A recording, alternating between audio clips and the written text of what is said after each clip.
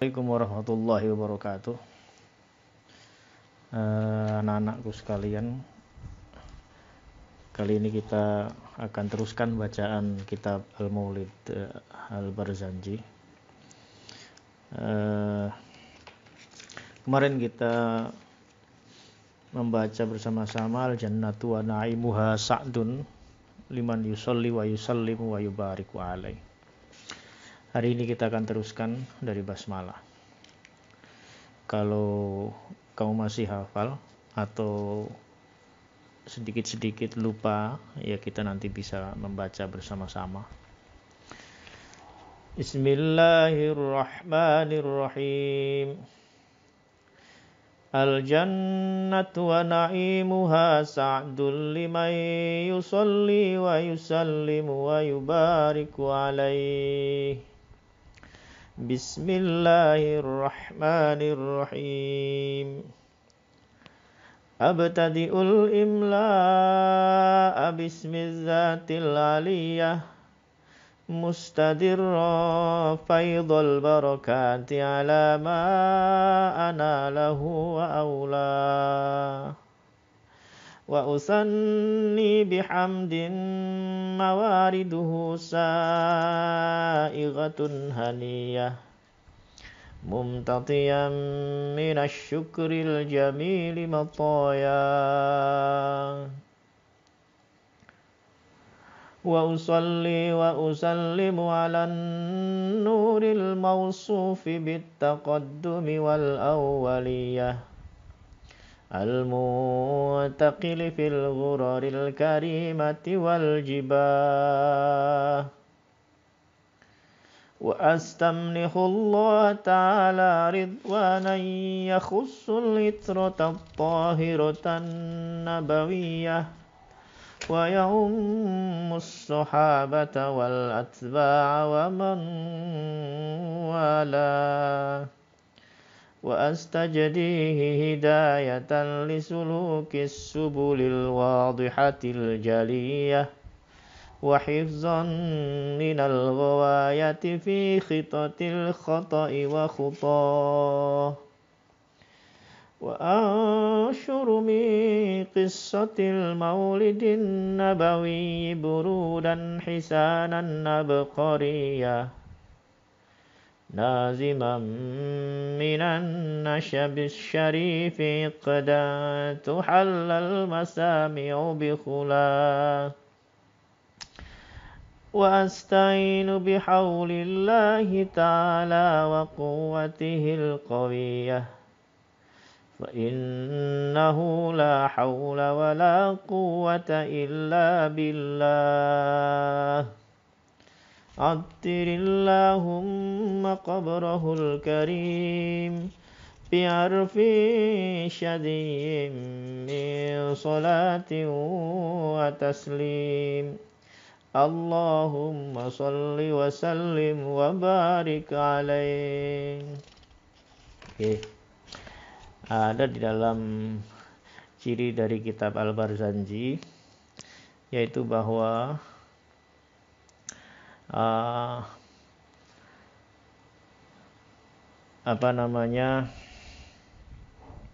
setiap pasal, setiap bagian dipisah dengan Attirillahumma qabrahul karim dengan doa, dan lalu kemudian para pembaca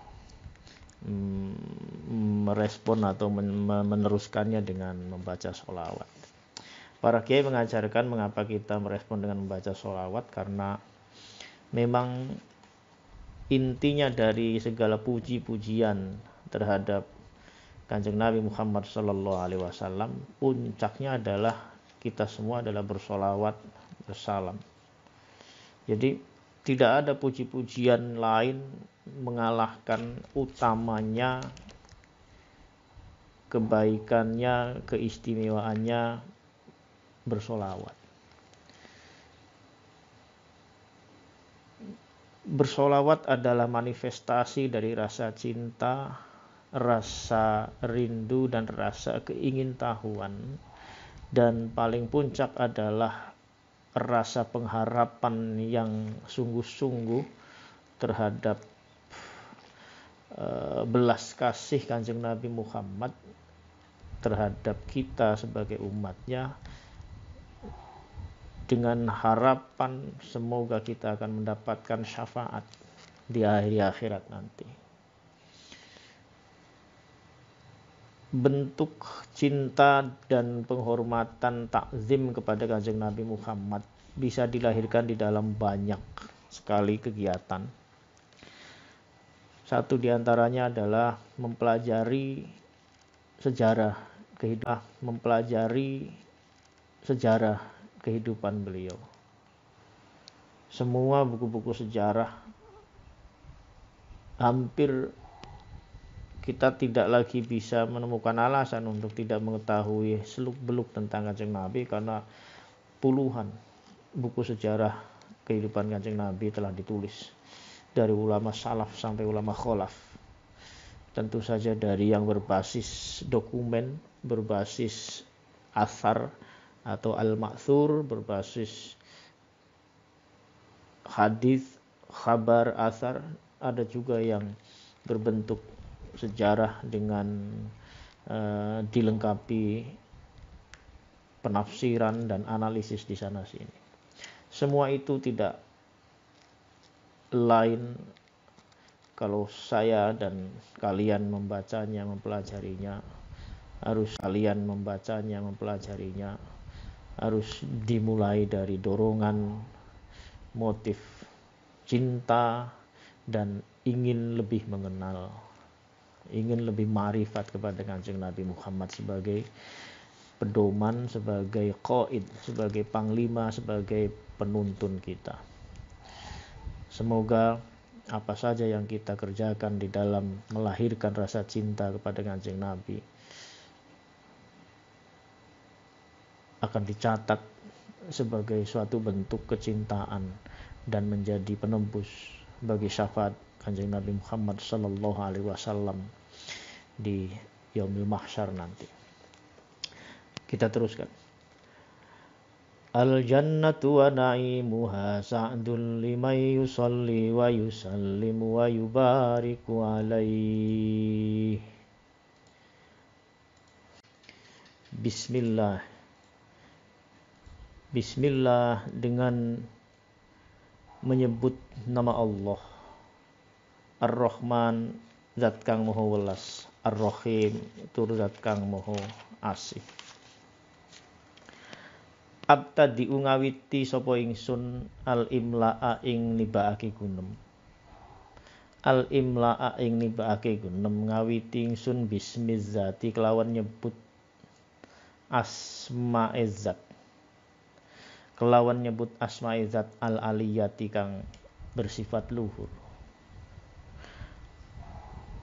Ngawiti sapa ingsun ing nibaake guneman bismizzati kelawan nyebut asmane zat kang maha luhur. Mustadirron khale amrih mengharapkan mendambakan faidul barokati ing akehe limpahan luberane piro-piro keberkahan. Alama ing atase apa ae ana kang wis maringake sapa Gusti Allah zat kang maha luhur hu ing ma wa aula lan kang wis maringi kanunia sapa Gusti Allah hu ing ma. Aku mulai tulisan ini dengan menyebut zat yang maha luhur seraya berharap terhadap limpahan keberkahan atas apa yang telah Allah berikan dan karuniakan kepada kita. Wa usandu dari kata kang kapindo, yang kedua. Maksudnya apa? Karena yang pertama abtadi'u, aku membaca bismillah.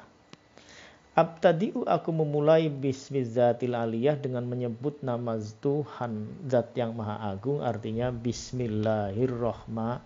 Rahim. Sehingga yang dimaksud dengan wa usanni artinya ngapindoni sapa ingsun itu artinya yang kedua kali, yang pada kali kedua ini setelah yang pertama basmalah.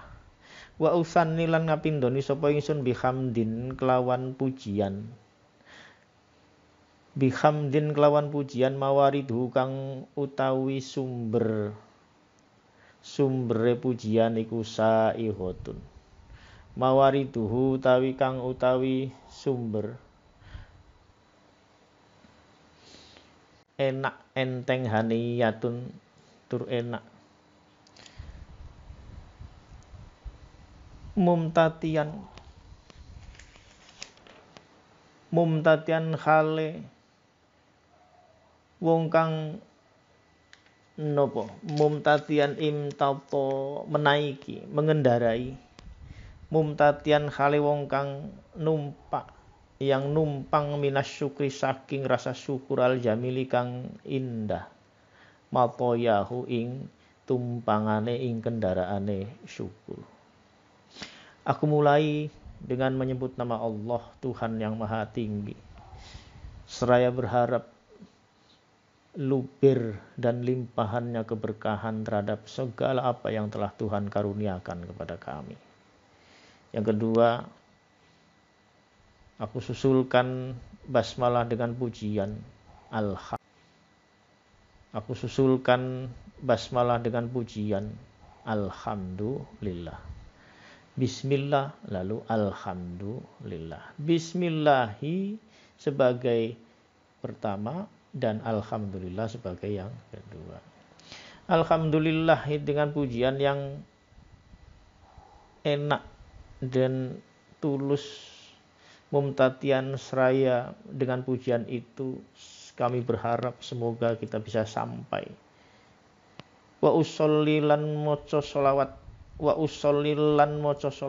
sapa ingsun wa usalli lan maca salam Allahumma sholli ala sayyidina Muhammad wa ala alihi wa sahbihi wasallim. Alan nuri ngatasi Kanjeng Nabi, alan nuri ngatasi sang cahaya, al mausufi kang disifati apa nur bitaqaddimi lawan sifat kidam, bitaqaddumi kelawan sifat kedahuluan wal awwaliyati dan kedahuluan. Aku bersolawat salam karena diperintah oleh Tuhan. Ya ayyuhalladzina amanu shollu alaihi wasallimu taslima. Mengapa Tuhan sampai memerlukan bersolawat kepada Kanjeng Nabi? Satu, karena Kanjeng Nabi adalah kekasih Tuhan. Dan yang kedua, hanya Kanjeng Nabi Muhammadlah makhluk yang paling mulia yang sampai pada derajat disolawati oleh Gusti Allah. Mengapa Kanjeng Nabi Muhammad makhluk yang paling mulia? Karena Kanjeng Nabi adalah nur, cahaya yang di dalam banyak kisah, banyak firman, banyak dikatakan bahwa Tuhan menciptakan alam semesta setelah Tuhan menciptakan Nur Muhammad. Itulah mengapa disebut nur yang bersifat at-taqaddum, kekadiman dan awaliyah. Maksudnya bukan seperti sifat qidam yang melekat pada Tuhan, tetapi qidam dalam pengertian taqaddum itu lebih mendahului semua makhluk. Jadi beda antara taqaddum dengan qidam. Kalau qidam itu artinya dahulu sebelum adanya apa-apa. Qidam itu artinya apa? Dahulu sebelum adanya, kalau saya mengatakan sebelum adanya belum. Jadi bahkan sebelum adanya belum itu sudah ada, itu namanya qidam. Dan itu hanya Tuhan yang memiliki sifat qidam. Sedangkan Kanjeng Nabi sifatnya taqaddum. Kanjeng Nabi sifatnya taqaddum. Al-muttaqili fil ghuraril karimati wal jibah.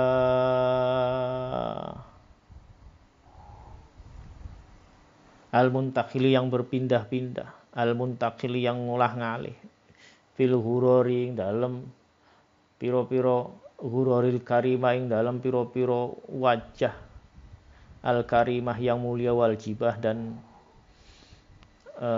makna aslinya ghuror itu wajah, jibah itu dahi, artinya kakek nenek moyang-moyang yang mulia.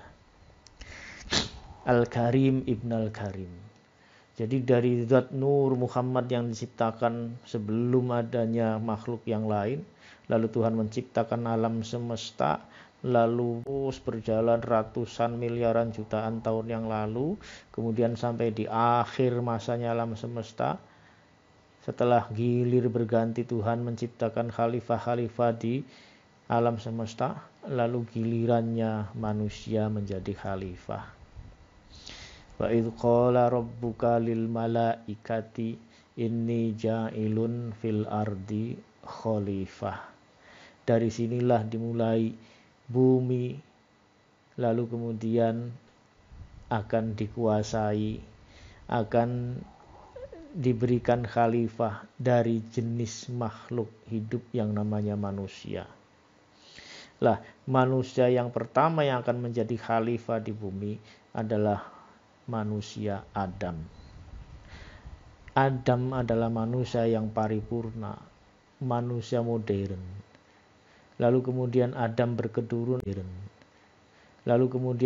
berketurunan terus terjaga kesucian dan kemuliaannya Kanjeng Nabi Adam terus sampai kepada Kanjeng Nabi Muhammad. Jadi Nur Muhammad dari ruh itu lalu kemudian berpindah-pindah dari kakek nenek moyang para nabi-nabi itu al-muntaqili fil ghururil karimati wal jibah, sampai kemudian lahir pada masa yang sudah ditentukan bahwa Kanjeng Nabi Muhammad akan menjadi khotamun nabiyyin, menjadi nabi pamungkas, nabi penutup segala kenabian. Gitu. Wa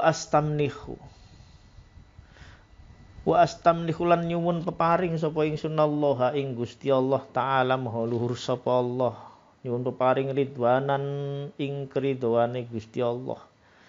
Ya khussu tertentuake apa keridhoan al itrota ing keluarga, al itrota ing keluarga dalem Kanjeng Nabi Muhammad at-thahirata kang suci, an-nabawiyyata kang bersifat kenabian. Aku bermohon kepada Tuhan, semoga senantiasa turunkan keridhaan, semoga Tuhan terus ridho, terutama kepada para keturunan, pada seluruh keluarga al-ali wal ahal Kanjeng Nabi Muhammad yang suci mulia. Wa ya ummulan ngrambah, wa ya ummulan ngratani apa ridwanullah keridwane Gusti Allah sahabat ugi marang para sahabat wal atba'alan ugi wa man lan ugi marang sapa wae walahu kang ngetut mbureni sakwise para tabiin, tegese tabiin sampai zaman kita sekarang. Semoga kita semua juga akan mendapatkan keridhaan Gusti Allah akibat Gusti Allah ridho terhadap Kanjeng Nabi, akibat Kanjeng Nabi kemudian menurunkan keberkahan dan syafaatnya kepada kita semua sebagai umat yang dikasihinya. Wa astamlikhullah ta'ala ridwanan yakhussul itrata tahiratan nabawiyah wa ya'ummus sahabata wal atba'a wa mawala wa astajdihi hidayatan lisulukis subulil wa hifdzan minal ghawayati fi khitatil khata'i wa khutah.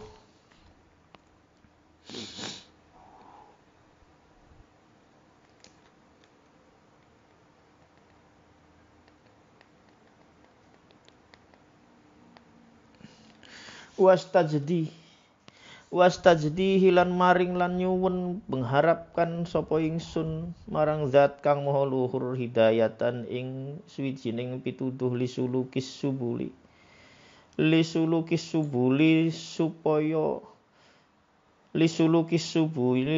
kanggo ngrambah pira-pira dalan alwadihati kang wis terang aljaliyati kang cetha.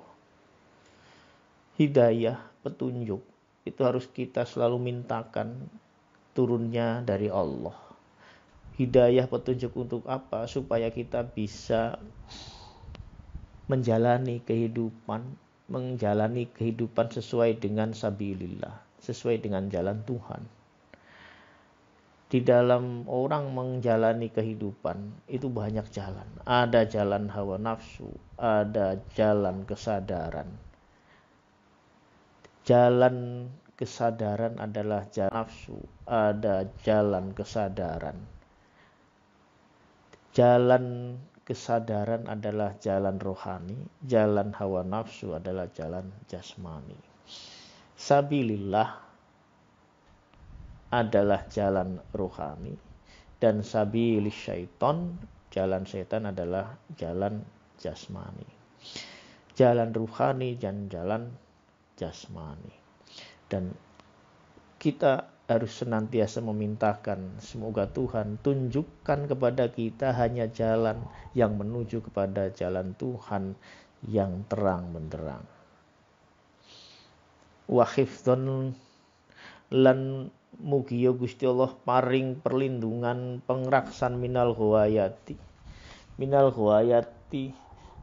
saking kesesatan dan kengawuran fi khitotil khotoi ing dalam garis al khotoi fi khitotil khotoi ing dalam piro-piro garise keluputan wa khutohu lan langkah-langkahe keluputan. Semoga kita dilindungi, dihindarkan dari tersesat di dalam meniti jalan, supaya kita tidak terjatuh kepada kesesatan dan kekeliruan.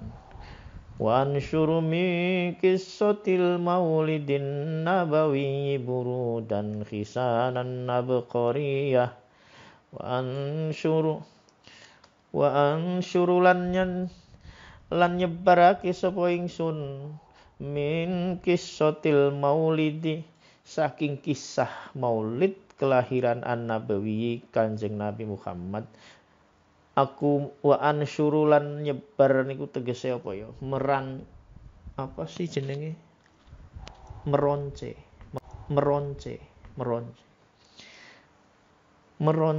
min kissatil maulidi dari kisah-kisah kelahiran Kanjeng Nabi Muhammad buru dan khisanan.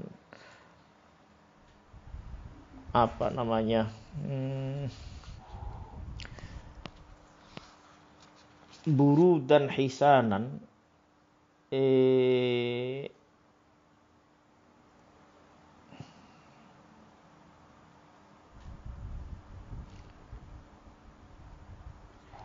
pada aslinya burudan itu semacam sampir atau selendang.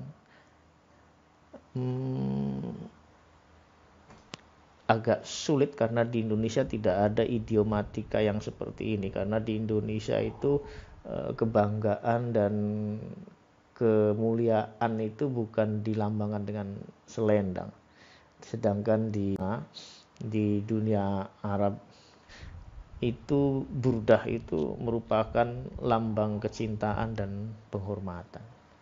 Sehingga ketika Syekh Al-Barzanji itu menyusun kisah-kisah itu, lalu kemudian meroncenya, menyusunnya menjadi sebuah untaian yang indah, itu merupakan takzim dan mahabbah, merupakan cinta dan penghormatan. Jadi ini soal konsep bahasa. Sama seperti besar kepala itu di Indonesia ada istilah besar kepala itu artinya sombong lah. Di Indonesia di bahasa Arab tidak ada besar kepala itu roksun kabir, itu enggak ada. Jadi untuk mengatakan kesombongan di sana juga berbeda. Di sana mungkin kesombongannya bisa lebih spesifik. Angkuh misalnya, terus arogan, itu beda lagi. Merasa tinggi, merasa lebih tinggi dari orang lain, merasa berjasa, membesarkan orang lain, itu semuanya diungkapkan dalam istilah-istilah dan bahasa yang berbeda. Wa ansyuru min qissatil maulidin nabawi burudan khisanan abqariyah, yang indah. Naziman khale wong kang menyusun minan nasabi syarifi, dari nasab yang mulia, menyusun merangkai ikdan ing kalung. Wa ansuru min qissatil maulidi nabawi burudan khisariyah, wa ansulan nyebarake sapa ingsun min qissatil maulidi, saking kisah kenabian sing tah kelahiran nabi, kelahiran Kanjeng Nabi, burudan ing selendang khisanan kang bagus, abqariyah kang indah. Naziman khale nyusun meronce minan nasabi, saking keturunan nasyarifi kang mulya, ikdan meronce ing kalung, ing untayan, tuhalla kang dihiasake sapa almasami wong-wong kang mendengarkan, bihulahu dengan keindahan dan kemanisan, dihulahu dengan keindahan nasab atau nazoman. Ini pernyataan dari Syekh Al-Barzanji bahwa sesungguhnya apa yang saya tulis adalah kisah, tetapi kisah ini akan aku tulis di dalam bentuk puitika yang akan membuat pendengar akan merasakan keindahan. Wasta'inu lan nyuwun pitulung sapa ingsun bihaulillahi kelawan upaya dayane Gusti Allah taala kang maha luhur, wa quwati lan kekuatane Gusti Allah qawiyati kang maha kuat. Fa innahu karena ngertenono sak temene utahe Gusti Allah iku la haula ora ana daya, wala quwata lan ora ana kekuatan, illa billahi, la haula ora ana kekuatan, ora ana daya iku maujud sama sekali, wala quwata lan ora ana kekuatan sama sekali, illa billahi, nglawan angin kelawan pitulung kelawan daya lan kekuatane Gusti Allah. Ini satu bab dan kita tutup dengan berdoa. Attirillahumma qabrahul karim biarfi syadiyim misum. Allahumma salli wa sallim wa barik alaihi. Atir mugi panjenengan paring wewangen Allahumma duh Gusti Allah qabrahu, atir mugi netes-netesaken sapa Allahumma panjenengan duh Gusti qabro ing kubure Kanjeng Nabi Muhammad al-Karim kang mulya, bi arfin kelawan wewangian syadiyin kang napa jenenge, kalau bahasa orang kulon ngedet, bahasa jadi bau yang menyengat. Tapi kalau menyengat kesannya negatifnya. Tapi yang semerbak, semerbak itu positif. Biarfin dengan wangian, dengan bau wangian syadin yang semerbak, min sholatin yang terbangun dari sholawat, wat taslim. Dan min itu tidak semuanya bermakna sebagian dari. Jadi min itu ada yang berasal dari, ada yang bermula dari, terdiri dari, itu min itu. Ada juga sebagian dari. Jadi kamu sebagai santri pemula harus paham ini supaya ke depan itu jangan terus setiap kali ada min terus dimaknani litab'id, sebagian dari. Akhirnya keliru terus, karena keliru akhirnya salah, karena salah paham akhirnya melakukan perbuatan tanpa ilmu. Padahal al-amal bi ghairi ilmin, amal tanpa ilmu itu tidak ada gunanya dan menyesatkan. Contoh yang paling penting adalah Ini pelajaran yang paling contoh yang paling penting adalah ini pelajaran yang paling penting, dan saya akan sampaikan di sini karena saya sudah tidak tahan, bahwa semua akibat ini juga akibat kalian tidak memahami kata min dalam huruf jar ini maknanya. Hampir semua orang kemudian membaca min itu selalu dari litabid, sehingga an-nazafatu minal iman itu diterjemahkan bahwa kebersihan itu sebagian dari iman. Menerjemahkan an-nazafatu minal iman sebagian dari iman itu membuat kamu sebagai orang Indonesia menjadi sama sekali tidak paham. Jadi bahwa kebersihan itu sebagian dari iman itu menjadi sangat abstrak. Dan sumbernya, bibitnya kesalahan itu adalah kesalahan karena kamu membaca minnya. Kesalahan itu adalah kesalahan karena kamu membaca minnya itu selalu litabid. Angger ono min kok diwaca tabid. An-nazafatu minal iman, minnya itu bukan sebagian dari, tapi berasal dari. Ya, jadi an-nazafatu, kebersihan itu minal iman, itu berasal dari iman, bukan sebagian dari. An-nazafatu, kebersihan itu berasal dari iman. Supaya apa? Sehingga kita lalu paham benar. Kalau saya merasa saya adalah orang beriman, maka saya malu terhadap pengakuan keimanan saya jika di dalam manifestasi keimanannya tidak ada kebersihan. Jadi kebersihan itu menjadi indikator, menjadi bukti karena kinerja, performansi, dan bukti pengejawatan dari orang atau keimanan di dalam diri adalah kebersihan.